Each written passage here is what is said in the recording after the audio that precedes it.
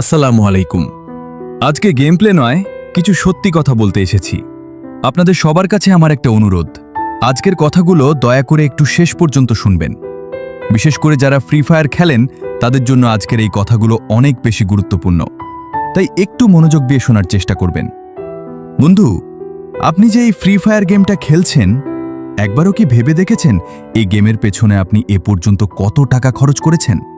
গেমের ভেতরে একটা শার্ট, একটা প্যান্ট বা একটা রেয়ার গান স্কিন বের করতে কত হাজার হাজার ডায়মন্ড লাগে তা তো আপনি ভালো করেই জানেন। আর ওই ডায়মন্ডগুলো টপ আপ করতে পকেট থেকে কতগুলো টাকা বেরিয়ে যায় সে হিসাব কি কখনো রেখেছেন? একবার চোখ বন্ধ করে ভাবুন তো, গেমের ভেতরে আপনার ক্যারেক্টারের পরনে কত দামি দামি ড্রেস, কত চকচকে প্যান্ট, কিন্তু বাস্তবে আপনি এখন কি পরে আছেন? গেমের ক্যারেক্টারকে সাজাতে গিয়ে আমরা বাস্তবের নিজেকে ভুলে যাচ্ছি। সবচেয়ে বড় কথা হলো, এই টাকাগুলো কোথায় পায়?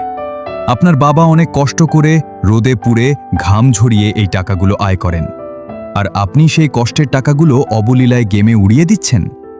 সামান্য কিছু ডিজিটাল ড্রেসের জন্য বাবার পরিশ্রমের টাকা এভাবে নষ্ট করা কি ঠিক? দেখুন, এই গেমটা সবার জন্য, কিন্তু গেমে টাকা খরচ করাটা শুধু তাদের মানায় যাদের অনেক টাকা আছে, যারা অনেক বড় লোক।